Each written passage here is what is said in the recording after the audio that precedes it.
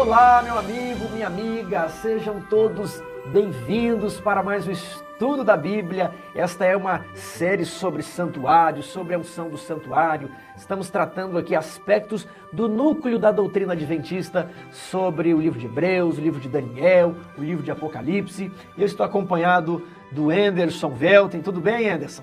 Tudo bem. Diga oi aí para os nossos ouvintes. Saudações a todos os irmãos que estão acompanhando esta série aqui no canal Adventismo Vivo.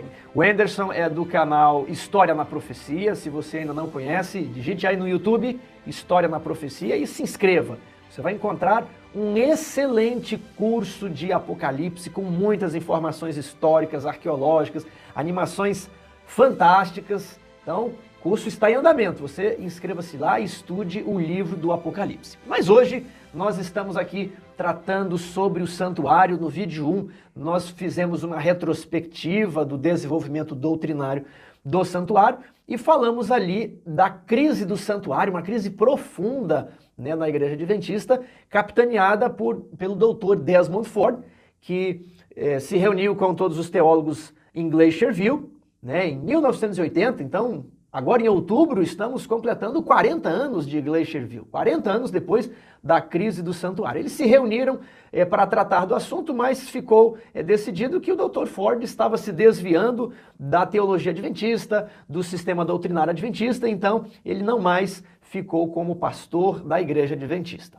A igreja publicou, né, a coleção de livros do Darcon, nós mostramos isso aqui. Depois Juarez Oliveira também pesquisou bastante sobre o assunto e publicou 2 livros relacionados à cronologia, que é esse aqui, ó, Estudos Cronológicos relacionados a Daniel 8:14 e 9:24. Está em inglês. Isso é um núcleo, isso é um resumo do livro da pesquisa de Juarez. E tem agora essa coautoria que é Juarez, a pesquisa do Juarez, explicada aí pelo Anderson Velten, que é coautor deste livro, um livro com 600 páginas, maravilhoso, com muita informação, muitos gráficos, para deixar esse assunto mais fácil. Agora, por que nós estamos aqui discutindo se o santuário foi ungido, o santuário não foi ungido, essas minúcias aqui no livro de Hebreus? Não é muito melhor a gente pensar na salvação que Jesus nos dá, né, e acabar com essas disputas teológicas? Né? Por que isso é importante? Na verdade, meu amigo, às vezes a gente está se focando, achando que o ponto ali é a minúcia, mas o ponto é bem maior. Deixa eu lhe mostrar aqui um livro chamado O Abalo do Adventismo. Isso aqui foi escrito por Geoffrey Paxton. Ele era um ministro anglicano que estudou a Igreja Adventista. E na introdução ele fala assim, olha, muitas pessoas dizem que a Igreja Adventista é uma seita e criticam a Igreja Adventista por isso, que eles têm uma profetisa, que eles guardam sábado, e nada disso vai nem sequer arranhar o edifício adventista, que é muito bem montado. Ele fala assim, o ponto principal adventista se chama justificação, é a doutrina da salvação. Porque lá eles têm, né, eles dizem que creem em Jesus, etc., mas tem um negócio de santuário que é como se fosse a negação do sacrifício de Cristo, né? A expiação não ocorreu na cruz, e Jesus ele subiu, está num santuário, e em 1844 começa a obra do juízo investigativo. Então, esse é o núcleo adventista que tem que ser atingido, essa é a parte principal que não se enquadra com a teologia protestante de Calvino e Lutero. Então, os adventistas não são protestantes. Os adventistas, eles estão fora do protestantismo por causa da doutrina do santuário, por causa do juízo investigativo. Então, isso precisaria ser desmontado. E ele passa, é um estudo sociológico, né, a observar como que, em algumas décadas, os adventistas fizeram um aceno aos evangélicos. E aqui você tem parte da história de Desmond Ford. O livro foi escrito na década de 80. E eu quero mostrar aqui, ó, eu ganhei isso aqui por herança do meu bisavô Germano Stabno, né, irmão do pastor Paulo Stabno, que foi presidente da associação em São Paulo, foi irmão do pastor Zeferino Stabno, que esteve ali no IPAI, no IAN, muitos vão conhecer. Ele era um estudioso, ele não fez teologia, mas estudava muito a Bíblia. Então eu tenho esse livro aqui e nós temos que estudar, nós temos que compreender isso. Sabe por quê? Porque dependendo de como você entende a doutrina da salvação, você vai esvaziar completamente a doutrina do santuário. Você vai crer em um modelo de justificação calvinista luterano, que não terá espaço para um ministério de Cristo no Santíssimo, que examina livros, né, onde nomes são confirmados, nomes são riscados do livro da vida, não vai se encaixar. Então, o modelo wesleyano, o modelo metodista, ele permite um encaixe ali, uma harmonia entre o plano da salvação e a doutrina do santuário. Então, o que o Geoffrey Paxton está falando aqui é o seguinte: os adventistas não se encaixam na doutrina protestante de Lutero e Calvino. Então, isso aqui vai refletir no assunto básico: quem vai para o céu? O que determina se uma pessoa está salva ou perdida? Então, não se trata de uma minúcia teológica, mas é do núcleo da doutrina cristã, que é a salvação. Aliás, Tiago, se você me permite, alguns podem ficar a pensar ao ouvir a sua exposição, mas nós não acreditamos que Martinho Lutero e João Calvino foram suscitados por Deus, foram grandes reformadores, homens de Deus, levantados por Deus para uma obra especial. Inclusive com capítulos no Grande Conflito. Vários capítulos de O Grande Conflito, de Ellen White. Enaltecem a obra de Martinho Lutero e de João Calvino como expoentes da verdade, como defensores da verdade. Como é que os pioneiros do Adventismo e a própria Ellen White viam a obra de Martinho Lutero e de João Calvino? Viam na perspectiva da história cristã, em que depois da igreja primitiva ocorreu a grande apostasia, a igreja cristã se desviou dos trilhos da verdade, avançou no erro por uma mistura de cristianismo, alguns elementos do judaísmo e principalmente o paganismo. Houve uma mistura da verdade com o erro, fazendo surgir um sistema religioso deturpado que não estava inteiramente em harmonia com as escrituras sagradas, mantinha alguns pontos da verdade, mas obscurecidos por muitos elementos decorrentes da filosofia grega, decorrentes dos costumes pagãos, tanto de Roma quanto dos bárbaros germânicos, ou seja, era uma mistura, era uma falsa religião, uma falsificação da verdade. E Deus suscitou então, progressivamente, homens para restaurar a verdade. E essa restauração, na compreensão dos pioneiros do Adventismo do Sétimo Dia e de Ellen White, foi uma restauração progressiva. Ela não foi uma restauração total com uma pessoa ou com uma geração. Ela não terminou no século XVI. De maneira nenhuma, ela não terminou no século XVI. Ela avança. Ela começa com Martinho Lutero e com João Calvino, com alguns pontos importantes, como, por exemplo, a supremacia das escrituras em detrimento da tradição da igreja. As escrituras são a regra de fé e prática e não as tradições dos homens. Foi um ponto que Martinho Lutero e João Calvino enfatizaram muito. Também a salvação pela graça mediante a fé. Mas o que eles queriam dizer com a salvação pela graça mediante a fé? Significando isso que quem determina a minha salvação, quem determina a salvação de qualquer um, é Deus numa relação pessoal com o indivíduo. É a relação de aliança, de concerto entre a alma e Deus, por meio da fé, e não um líder religioso. Como era antes, na Idade Média, por ocasião da proeminência da Igreja Romana? Você possuía uma religião sacramental e a graça só era infundida no crente que praticasse os sacramentos. Os ritos da religião oficial medieval. Aqueles ritos eram considerados ritos mágicos. Sim. Por meio daqueles ritos, o batismo, o casamento, sacerdócio, a Eucaristia, no caso, que é a ordem, né? Esses ritos é que eram capazes de infundir a graça no indivíduo. De modo que não havia salvação para o crente fora da igreja. Da igreja organizada oficial medieval. Somente por meio dela haveria salvação. Martinho Lutero e João Calvino se insurgiram contra isso, dizendo: não, a salvação não depende de ritos, a salvação não depende de ordenanças humanas, não depende de cerimônias. A salvação depende de uma relação pessoal da alma com Deus. Não depende da vontade do Papa, não depende da vontade dos bispos, não depende da vontade de sacerdotes, de pastores, de seres humanos. Depende de uma relação pessoal do indivíduo com Deus. É claro que essa relação é uma relação que é motivada pela graça de Deus, porque é a graça de Deus que comove o nosso coração, que atinge a nossa mente. Se Deus não agisse, nós não nos arrependeríamos, nós não buscaríamos a verdade, nós nos desviaríamos cada vez mais no erro. É porque Deus age, e Deus está sempre disposto a agir, e Deus está agindo a todo momento, que nós nos arrependemos dos nossos pecados, somos atraídos pelo sacrifício de Jesus. E aí cremos em Cristo, cremos em Deus e aceitamos obedecer a Deus, seguir a vontade de Deus, é que nós podemos ser salvos por essa graça que atua em nós, que vem de Deus. Então, isso foi o que Martim Lutero e João Calvino propuseram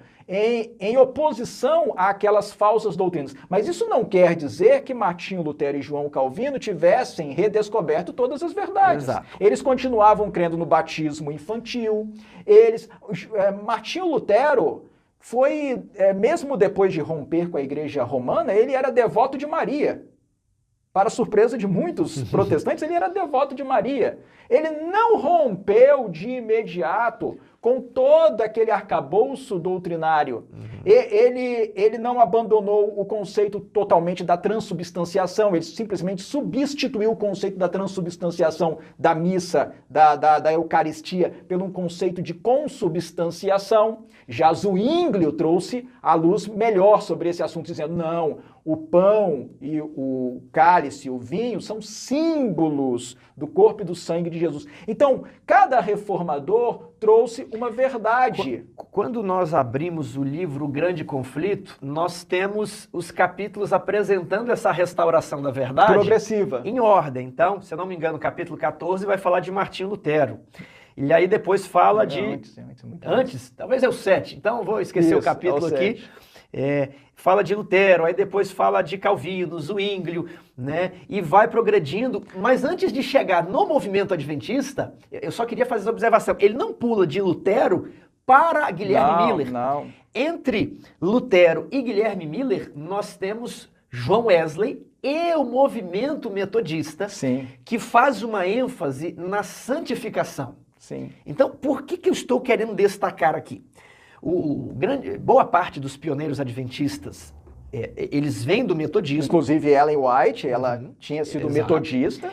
E eles entendem que o metodismo estava alguns passos à frente, sim, dos reformadores da primeira onda. Sim. Né? O metodismo tinha a fé, essa mesma concepção de Lutero e Calvino, e também uma noção da santificação. Aí por que eu estou falando isso? Na biografia aqui de Ford, é feita uma ênfase de que a verdadeira reforma protestante foi apenas a de Lutero e Calvino, e que ela termina ali. A ponto de que aqui no livro, em várias, não apenas uma vez, é dito que o metodismo, o wesleyanismo, enlameou a verdade da justificação. É usada essa palavra, enlameou. Então há uma resistência grande por parte de algumas linhas teológicas quanto à teologia de John Wesley, que não é de John Wesley, é a maneira que ele interpreta as escrituras, né? Salvo para boas obras. Então, eu não sei se você ia considerar, mas eu ia arrematar aqui. O que acontece? Esse livro, ele está dizendo, olha, o adventismo não é protestante, porque ele está seguindo na linha do metodismo de John Wesley. E ele mostra como alguns teólogos como La Rondelle, Heppenstall e principalmente Desmond Ford estavam trazendo de volta a igreja adventista, né? Tirando ela dos eixos do metodismo e do wesleyanismo para uma concepção protestante. Isso produz a crise do santuário. Aqui, nessa biografia do Ford, o biógrafo deixou bem claro que o Ford relutava em ter que abandonar a doutrina do santuário. Tanto que o pastor Tim me falou pessoalmente que ele fez um trabalho, né, mostrando o Desmond Ford antes que respondia o Desmond Ford de depois. Ele pegou os argumentos do Desmond Ford em defesa da doutrina do santuário para responder o Desmond Ford de depois, que estava contra o santuário. Esse trabalho é bem interessante. Então, o Desmond Ford relutou em abandonar esse edifício, essa plataforma. Tiago, mas por que ele o fez? Mais uma vez aqui no livro diz que Desmond Ford era muito dependente das obras de evangelistas, né, calvinistas e luteranos. Ele gostava, apreciava dessa primeira onda da reforma. E sendo que ele estava nessa primeira onda da reforma, que a pessoa era justificada por fé, ótimo. O problema era que não existe espaço para santificação, termina aqui. Como encaixar um juiz investigativo que vai avaliar a vida dos crentes, vai avaliar os livros de registro, uma vez que Cristo já morreu na cruz, né? E então a pessoa deveria ter a certeza da salvação, já deveria estar tudo certo aqui. Não, ela não deveria depois se deparar com um juízo que avaliaria novamente os livros de registro. Então, depois de relutar muitos anos, essa compreensão do evangelho, a compreensão da doutrina da salvação, empurra o Desmond Ford para derrubar a doutrina do santuário. Então o que eu quero dizer não é que ele não gosta, eu não gosto aqui dessa doutrina do santuário, eu não gosto disso aqui. Não, ele tentou defender isso. Só que em um momento da vida ele não mais consegue conciliar isso com as suas concepções de evangelho. Ele fala, olha, ou é um ou é outro e eu vou ficar com essa linha. Ou seja, por abraçar um conceito puramente luterano, calvinista da salvação, da doutrina da salvação, mesmo que não tenha chegado ao extremo de defender a predestinação, mesmo que não tenha chegado a esse extremo, mas abraçando conceitos luteranos e calvinistas da salvação, da doutrina da salvação, Desmond Ford foi colocado por esse processo numa rota de colisão com a doutrina do santuário, tal como tradicionalmente defendida pelos adventistas do sétimo dia desde a época dos pioneiros. É isso que você acaba de nos dizer. Então, nós precisamos entender esses pontos, essas observações de Hebreus, nós precisamos entender aqui a doutrina do santuário, porque isso está relacionado com a doutrina da salvação e é a doutrina mais importante do cristianismo, é o núcleo, é o coração, ok? Após esses esclarecimentos que mostram o quão importante é compreender a doutrina do santuário, nós vamos retornar às 9 objeções que foram deixadas em aberto no vídeo 1, no final do vídeo 1, são 9 objeções dentro do livro de Hebreus, são argumentos utilizados por Desmond Ford e argumentos utilizados por evangélicos até hoje contra a doutrina do santuário. E eu vou passar aqui ponto por ponto e Anderson, você vai nos dizer como responder a essas questões. A primeira está lá em Hebreus 1:3. Ali é dito, depois de ter feito a purificação dos pecados, Jesus se assentou à destra de Deus. Então, depois de ter feito, parece que o texto diz que a purificação dos pecados já foi realizada. Como então nós dizemos que o santuário será purificado, Começou em 1844. Tiago, realmente esse é um ponto que é suscitado por vários evangélicos contra a doutrina do santuário, tal como compreendida pelos adventistas do sétimo dia. E de fato, aqui o texto fala de uma purificação dos pecados que ocorreu por ocasião da morte de Jesus Cristo na cruz do Calvário, porque o texto fala que depois de ter feito a purificação dos pecados, assentou-se à direita da majestade nas alturas. Então está se referindo a algo que teria acontecido antes de Jesus subir aos céus, ou seja, na sua morte e sepultamento, ali na morte de Cristo na cruz do Calvário. Mas nós precisamos observar que mesmo na carta aos Hebreus, a ideia de purificar não aparece apenas com um verbo no passado. Aqui se diz depois de ter feito a purificação dos pecados. Mas se nós olharmos Hebreus capítulo 9, versículo 14, muito mais o sangue de Cristo, que pelo Espírito eterno a si mesmo se ofereceu sem mácula a Deus, purificará a nossa consciência de obras mortas para servirmos ao Deus vivo. Então, ao passo que Hebreus capítulo 1, versículo 3 parece colocar a purificação no passado, aqui se usa um verbo no futuro para se falar da purificação. Purificará a nossa consciência de obras mortas para servirmos ao Deus vivo. Então, o que nós podemos concluir pela comparação destes dois textos, Tendo feito a purificação e purificará. Eu posso dizer que é um processo, Começa na cruz, esse processo se estende ao longo dos anos. Qual é a resposta a Hebreus 1:3? É exatamente isso, Tiago. Nós temos que observar primeiramente que Hebreus capítulo 1, versículo 3, não diz depois de ter feito a purificação do santuário. Isso não é dito em Hebreus capítulo 1, versículo 3. Não vamos extrair mais do texto do que está escrito. O texto diz apenas, depois de ter feito a purificação dos pecados, Jesus se assentou à destra da majestade nas alturas. Por sua vez, Hebreus capítulo 9, versículo 14, traz o verbo purificar no futuro. Purificará. E a ideia correta é exatamente essa. Temos aqui um processo. Tanto é assim que na primeira carta de João, capítulo 1, versículos 7 e 9, lemos: Se, porém, andarmos na luz, como ele está na luz, mantemos comunhão uns com os outros. E o sangue de Jesus, seu Filho, nos purifica de todo pecado. 9. Se confessarmos os nossos pecados, ele é fiel e justo para nos perdoar os pecados e nos purificar de toda injustiça. Se levarmos a objeção evangélica às últimas consequências, teríamos que rejeitar o que João escreveu aqui na primeira carta dele, no capítulo 1, versículos 7 e 9, uma vez que lá em Hebreus capítulo 1, versículo 3, é dito depois de ter feito a purificação dos pecados.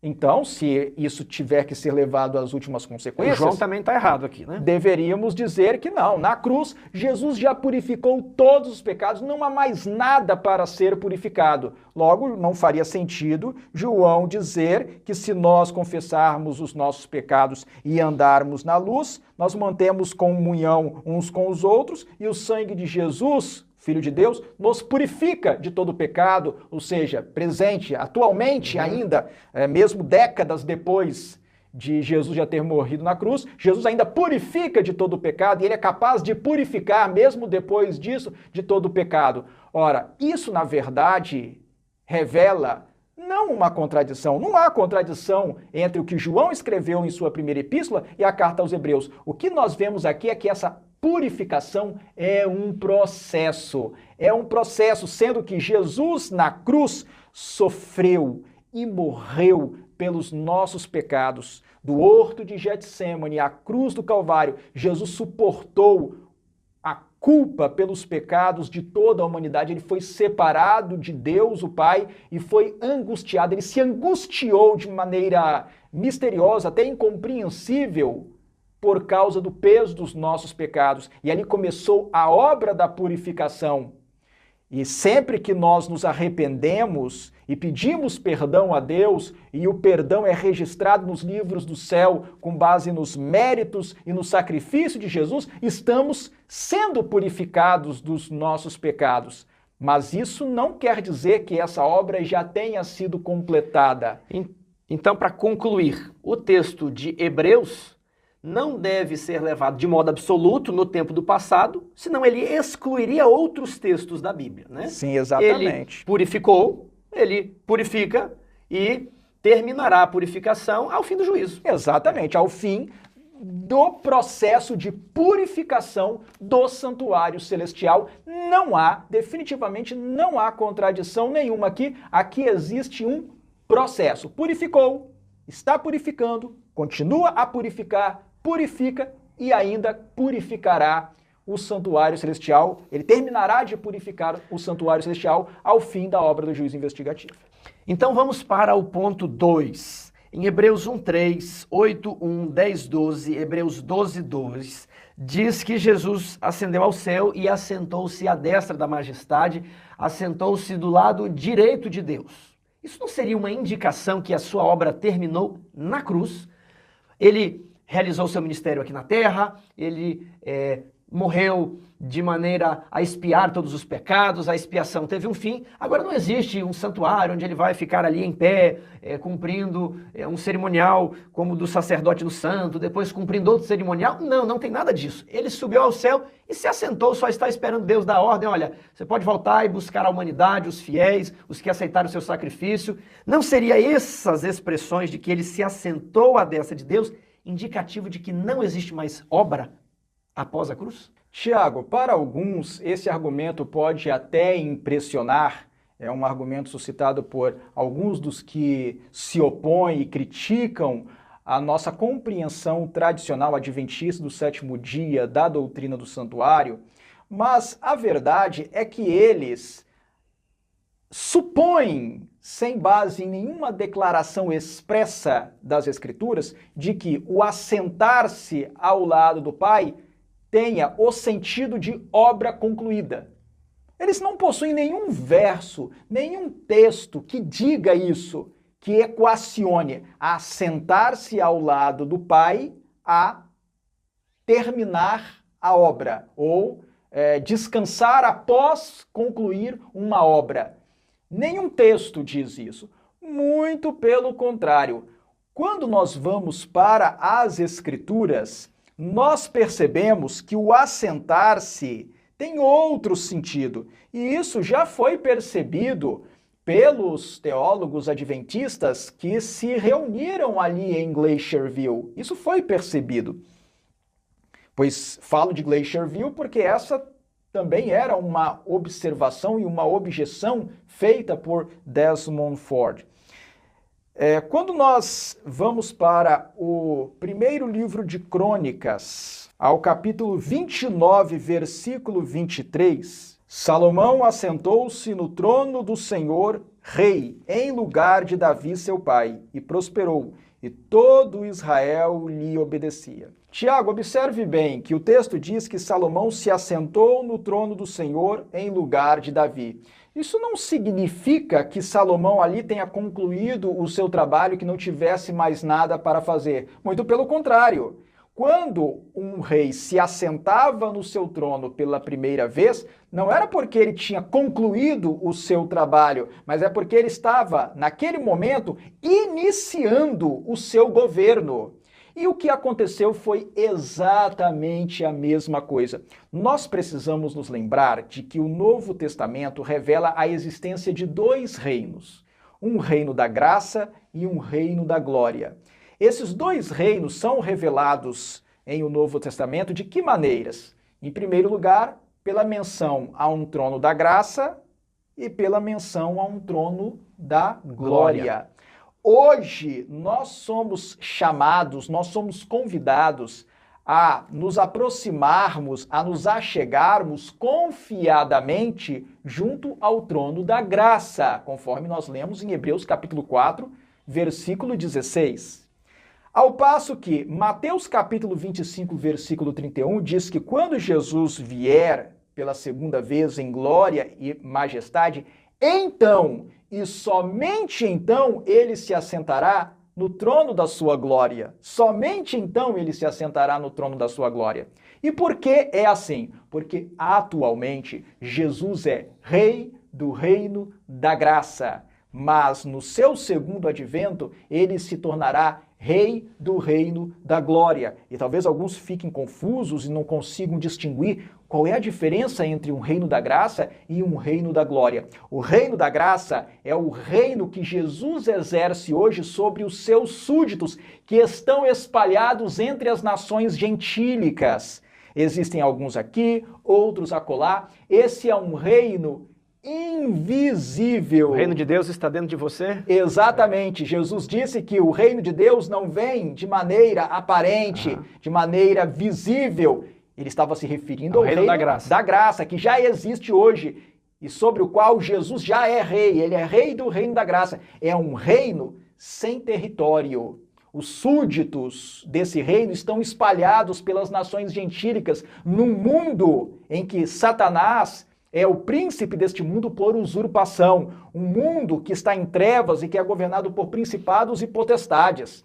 Mas já existe o reino da graça. Então, quando Jesus subiu aos céus, ele se assentou no trono da graça para ser rei do reino da graça. Um reino que não tem território. Mas no final do juízo investigativo, Deus o Pai, que é o ancião de dias de Daniel, capítulo 7, versículo 9 e versículo 13, entregará para Jesus, o Filho do Homem, o reino representado pela cidade santa, capital do novo reino. E então agora Jesus, já tendo a capital do novo reino, virá em glória e majestade e então se assentará no trono da sua glória. E aí ele se transformará em Rei da glória, do reino da glória, levará o seu povo para ficar durante 1000 anos no céu, realizando o juízo, e depois Jesus e os salvos descerão para esta terra, a cidade santa também descerá, os ímpios serão destruídos, e a terra será renovada. Jesus fará novos céus e nova terra nos quais habitará a justiça. E aqui será o reino da glória. Então são 2 reinos. Então é importante nós entendermos isso para sabermos e para compreendermos que quando Jesus se assentou à destra do Pai... Ele se assentou no trono da graça. No trono da graça, para começar o seu governo sobre o reino da graça, sobre os seus súditos, de tal forma que assentar-se à destra de Deus não significa de modo algum que o trabalho de Jesus já tenha terminado e que ele não tinha mais nada a fazer em prol da salvação dos seres humanos. Muito pelo contrário, ele tinha completado a parte terrestre do sacrifício. E ainda havia muita coisa. Mas ele teria que subir aos céus, e ele de fato subiu, para cumprir a parte sacerdotal que ele tem cumprido e está cumprido desde que ele subiu aos céus. Portanto, assentar-se no trono da graça não significa, de maneira nenhuma, que o trabalho da salvação já tenha ali terminado totalmente. E até os evangélicos suscitam muito a fala de Jesus na cruz. Jesus teria dito, e disse de fato, está consumado. E eles dizem, olha, a doutrina adventista é errada porque Jesus disse que já estava tudo consumado. Novamente, eles estão extraindo do texto muito mais do que o texto está oferecendo. O texto não diz que, quando Jesus declarou está consumado, toda a obra de Jesus já teria terminado. Quando Jesus diz ali está consumado, era a obra de tomar sobre si os pecados da humanidade, sofrer e morrer em lugar dos seres humanos e dar a sua vida em favor dos seus amigos. Mas uma outra parte da sua obra... Aquela parte do pacto foi consumada. Era muito importante, era central, ela foi consumada, foi realizada, mas uma outra parte tão importante quanto, ainda precisava ser desenvolvida, desempenhada no santuário celestial. Então, para resumir esse argumento aqui, se alguém lhe perguntar, Jesus se assentou à destra do Pai e, portanto, isso é um indicativo de que ele terminou sua obra. Primeiro ponto, não há nenhum texto na Bíblia que diz que o assentar-se é sinal de que alguém terminou a sua obra. E depois existe o texto lá de Salomão, que ele se assenta para iniciar o seu reino. Jesus, então, assentou-se no trono da graça, mas ainda tem o trono da glória, um grande ministério pela frente. Resumindo o argumento. Ponto 3, de acordo com Hebreus 9:24, que diz que Jesus compareceu agora por nós diante de Deus, né? Os evangélicos, os que querem combater a doutrina do santuário, dizem assim, olha, vocês dizem que Jesus só entra no Santíssimo em 1844, mas aqui diz que ele já compareceu agora por nós diante de Deus. E aí? Tiago, esse é mais um exemplo de como os que atacam a doutrina adventista do santuário extraem de um texto muito mais do que o texto está dizendo. Hebreus capítulo 9, versículo 24, não diz, definitivamente não diz, que Jesus entrou no Santíssimo. Não aparece a palavra Santíssimo, não aparece Santo dos Santos, não aparece um sinônimo, não aparece nada disso em Hebreus capítulo 9, versículo 24. Hebreus capítulo 9, versículo 24 diz para agora comparecer por nós diante de Deus, perante Deus. É isso o que Hebreus capítulo 9, versículo 24 diz. Então, se nós queremos entender do que é que Hebreus capítulo 9, versículo 24 está falando, nós precisamos entender onde é que Deus está e diante do qual Jesus compareceu. Aí a pessoa vai argumentar, não, Deus ele sempre está no Santíssimo, porque a Arca da Aliança estava no Santíssimo, então Deus está no Santíssimo. Nós voltaremos a essa questão, a esse ponto, mais para frente, futuramente. Vamos deixar essa questão então, tudo bem. Primeiro com esse ponto é o seguinte, o texto diz que ele compareceu diante de Deus e não podemos extrair além disso. Onde está Deus? Bom, aqui está dizendo diante de Deus. Né? Mais para frente você vai saber como responder isso aqui. Bem, vamos para o ponto 4. A expressão além do véu que aparece em Hebreus 6, 19 e 20. Né? Ela seria uma alusão ao lugar santíssimo pelo seguinte, O santuário possui 2 compartimentos, o Santo e o Santíssimo, e os evangelistas, inclusive, falam do véu que existia entre os 2 compartimentos e que se rasgou por ocasião da morte de Cristo. Então, se lá no céu existem 2 compartimentos, e se aqui em Hebreus 6, 19 e 20 diz que ele entrou além do véu, então isso aqui seria uma alusão ao Santíssimo. Ele entrou diretamente no Santíssimo. Como responder essa objeção? Tiago, realmente os evangélicos que se opõem à compreensão adventista da doutrina do santuário frisam muito esse ponto.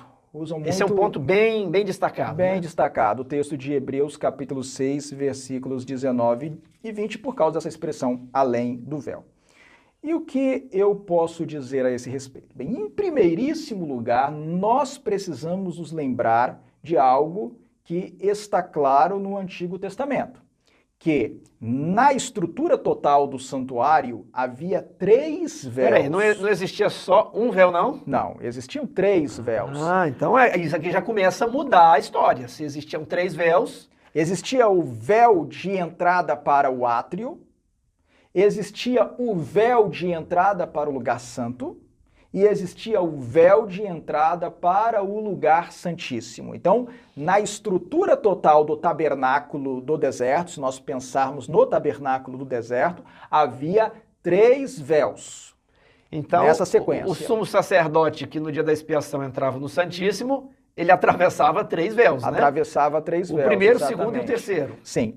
A carta aos Hebreus fala de 2 véus. Peraí, mas onde nós temos esses 3 véus no Antigo Testamento? Nós temos no livro de Êxodo, capítulo 40.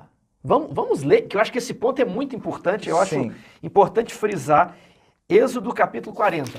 Êxodo, capítulo 40, versículo 21 diz: Introduziu a arca no tabernáculo e pendurou o véu do reposteiro, e com ele cobriu a arca do testemunho, segundo o Senhor ordenara a Moisés. Ok.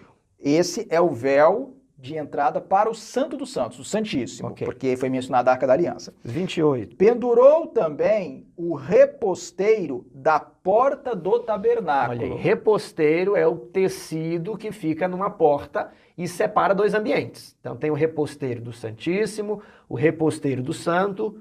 E depois nós temos o versículo 33, em que lemos: Levantou também o átrio ao redor do tabernáculo e do altar, e pendurou o reposteiro da porta do átrio. Assim Moisés acabou a obra. Aqui está consumado e fundamentado. 3 véus, os reposteiros aqui. Você anote na sua Bíblia ali, em Hebreus capítulo 6, 19 e 20, você anota de lápis ou de caneta aqui a referência a Êxodo 40, versos 21, 28 e 33, é isso? Exato. Então tá, então aí está que existem esses 3 véus. Agora, é importante esclarecer que na carta aos Hebreus, no capítulo 9, são mencionados apenas 2 véus. Por quê?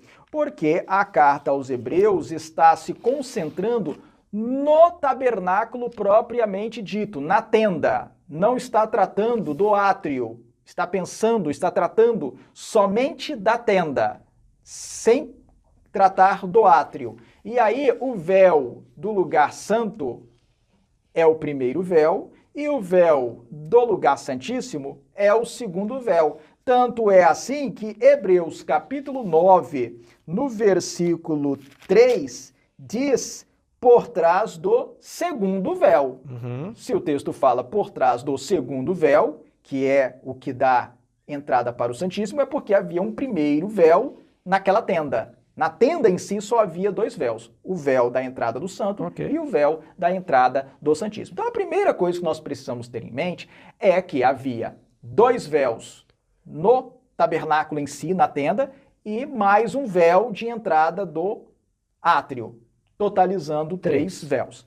Então, pensar a expressão além do véu e já concluir... Não quer dizer muita coisa, né? E já concluir que tem de ser necessariamente o véu do Santíssimo é um salto lógico muito grande. É um grande salto. Eu tenho 3 véus. Aí eu pego a expressão além do véu e já concluo que tem de ser o véu do Santíssimo. Isso é um salto argumentativo muito grande. Então eu quero deixar bem claro para os ouvintes aqui que nós estamos enfrentando essas objeções de um modo sério. Nós não vamos aqui simplesmente pegar outro texto e falar que é assim porque tem que ser. Não, nós estamos trabalhando texto por texto aqui para demonstrar a seriedade com que o assunto deve ser abordado. Então você perceba que nós estamos sendo técnicos e dizendo: não dá para simplesmente considerar uma hipótese. Pode ser que era o véu do Santo dos Santos? Pode até ser. No primeiro momento da reflexão, nós pode até ser. Podemos levar agora essa consideração. O texto não é absoluto. Você não pode, com base nesse texto, falar ele entrou no Santo dos Santos. Por quê? Porque esse texto aqui está além do véu. Que além do véu pode se referir a outras coisas também. Até porque, Tiago? Pode ser até o véu do Santíssimo. Vamos trabalhar com todas as hipóteses. Eu gostaria de deixar bem claro aos ouvintes que nós não estamos simplesmente fazendo uma apologética cega aqui porque queremos provar. Existe a hipótese de estarmos errados? Existe. Então vamos trabalhar. Esse véu aqui poderia ser o do Santíssimo? Poderia. Mas poderia ser o do Santo? Poderia. Não dá para criarmos um fundamento absoluto apenas com a expressão além do véu, sendo que vimos na Bíblia, em Êxodo e em Hebreus, que existem mais de um véu. Até porque, Tiago, aqui no livro de Números, capítulo 18, versículo 7, nós lemos o seguinte: mas tu e teus filhos contigo atendereis ao vosso sacerdócio, falando a Arão. Os filhos aqui são os filhos de Arão, sacerdotes. Em tudo concernente ao altar e ao que estiver para dentro do véu.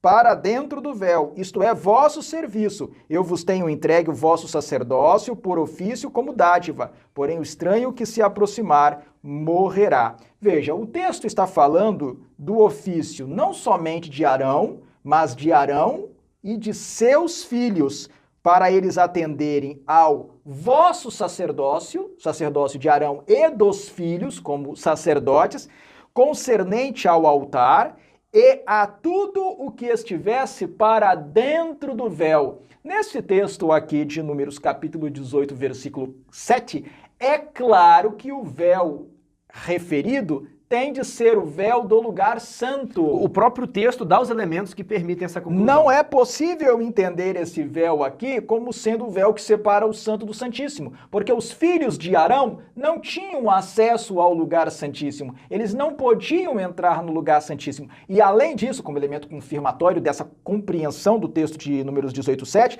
nós vemos que se diz aqui concernente ao altar, o altar dos holocaustos que estava no átrio, e ao que estiver para dentro do véu, o que estiver para dentro da tenda, do tabernáculo, incluindo o santo e o santíssimo. Então, nesse caso aqui de Números 18, verso 7, para dentro do véu significa para dentro do véu do lugar santo. O primeiro véu do tabernáculo.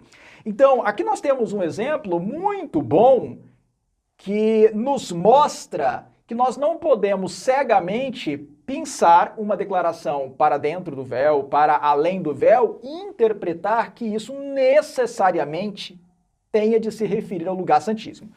Todavia, os opositores da doutrina do santuário ainda insistem nesse argumento por causa do grego. Como assim por causa do grego? É porque o Novo Testamento foi escrito em grego. O Novo Testamento foi escrito em grego. O Antigo em hebraico. Ele foi escrito em hebraico, o Antigo Testamento, e algumas porções em aramaico.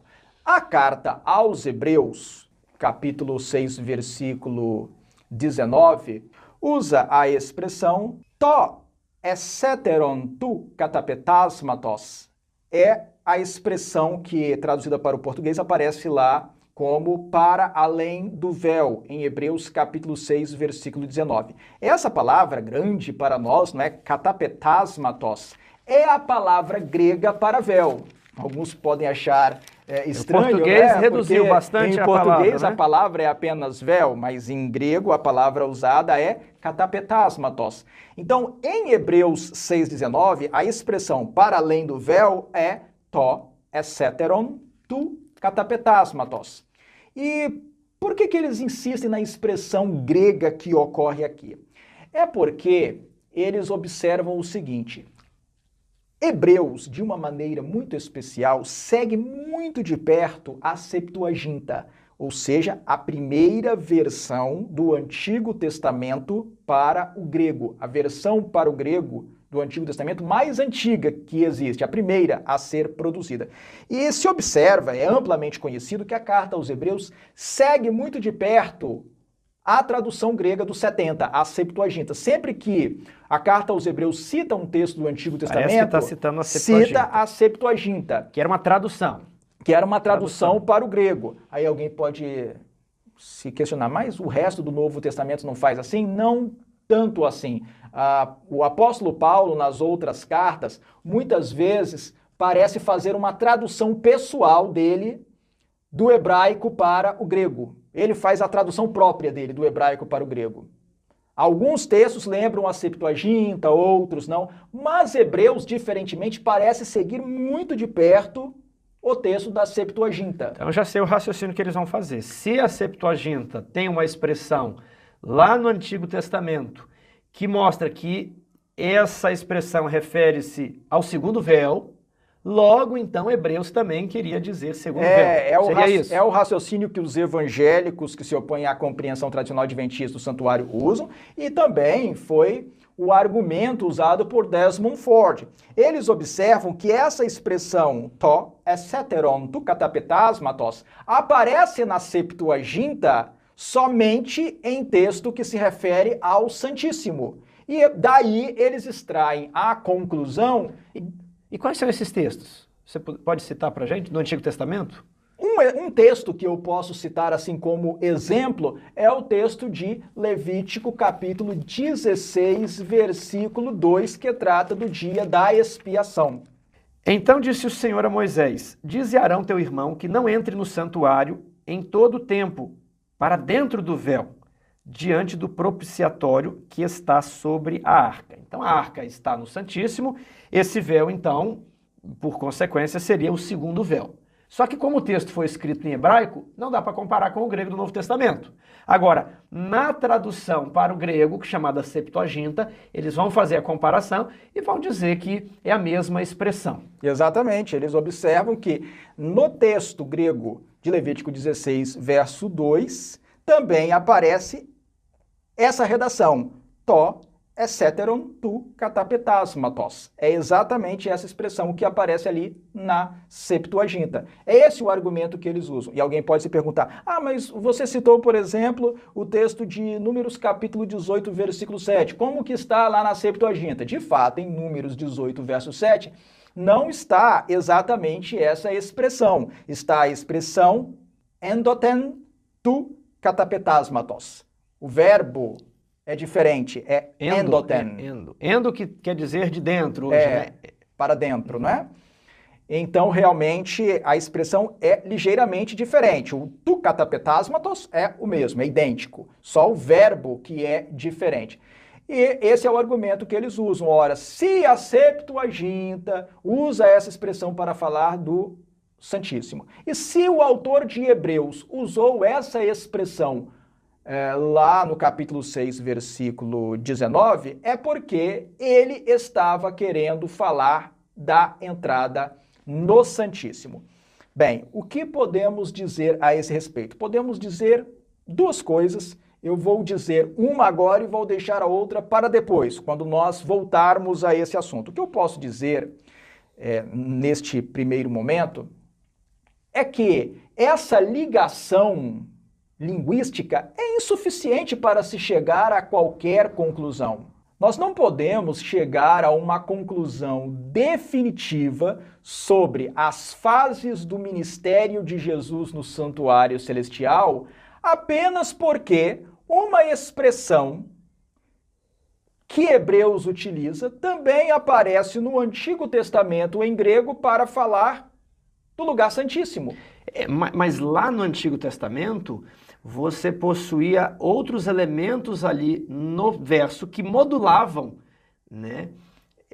Porque a expressão simples para dentro do véu é muito curta para você desejar várias maneiras de traduzir isso. Não é para dentro do véu que está diante do propiciatório. Diante do propiciatório modula o sentido de dentro do véu. Agora, aqui em Hebreus, Nós não temos isso, e simplesmente comparar essa expressão em grego do Novo Testamento com a expressão grega da Septuaginta não pode ser um argumento definitivo.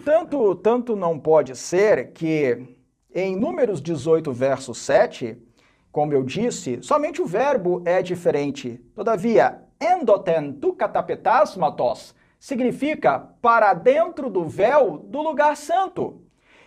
E os detalhes do texto de Números 18, verso 7, nos permitem concluir com segurança que esse verso especificamente está falando do véu de entrada do tabernáculo, véu de entrada para o lugar santo. No caso de Levítico 16, versículo 2, to esseteron tu katapetasmatos, é contextualizada por outros elementos, porque se diz ali que ele entraria diante do propiciatório que está sobre a Arca da Aliança.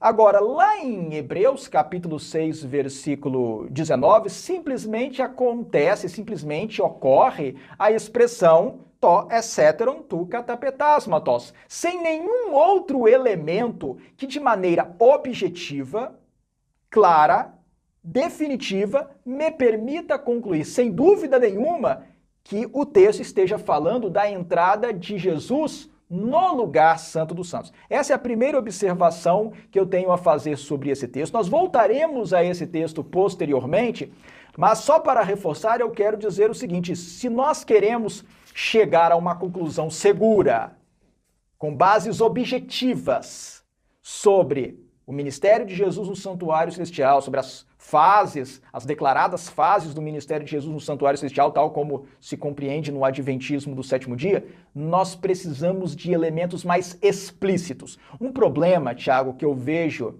na teologia contemporânea e que domina a mentalidade dos evangélicos que atacam a doutrina adventista do sétimo dia, é que eles aprenderam, infelizmente isso dominou a teologia no mundo todo, e por isso os evangélicos nos atacam. Infelizmente, eles aprenderam a tentar ler nas entrelinhas. Que é um pouco da herança da alta crítica. Sim.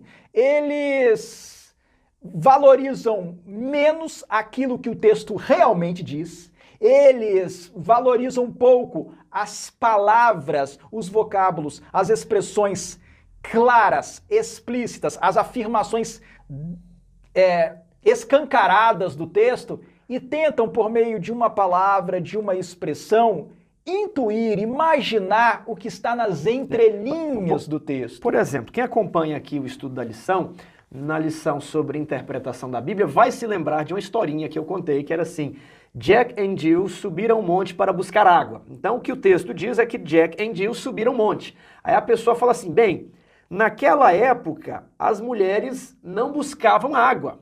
Então, não podemos imaginar ali que Jill foi junto com Jack. Talvez o texto diz Jack e Jill subiram, mas a Jill estava no pensamento de Jack. Ela, na verdade, não subiu, porque naquela época as mulheres não subiam para buscar água. Então, ou seja, ele desvaloriza a informação que nos vem por meio do texto, e a gente sabe que a Bíblia, cremos que a Bíblia é o texto inspirado, para ele se apoiar em maior força em uma informação arqueológica, numa sugestão que ele imaginava que fosse assim. Infelizmente, a teologia, de um modo geral, das diversas denominações, faz muito isso, faz muito.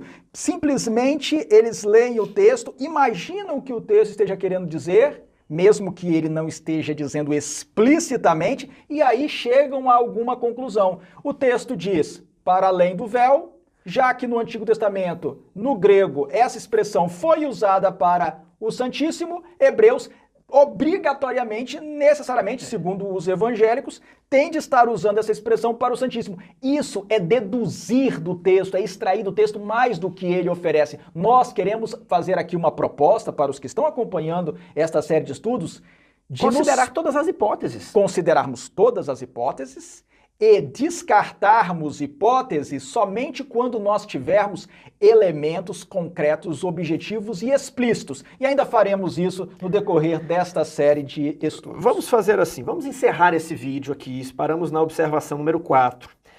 A próxima seria sobre Hebreus 9, e ali os argumentos são mais elaborados. Então vamos fazer um vídeo novo, o vídeo parte 3, a gente vai entrar diretamente em Hebreus capítulo 9. Tudo bem? Sim, pode ser assim mesmo. Aí no próximo vídeo nós vamos dirigir a nossa atenção para Hebreus 9 e para os ataques que os evangélicos nos fazem com base nos versos de Hebreus 9, também levando em consideração propostas interpretativas de Desmond Ford a respeito desse capítulo. Ok, fique conosco, inscreva-se no canal Adventismo Vivo, inscreva-se no canal História na Profecia e até o vídeo 3.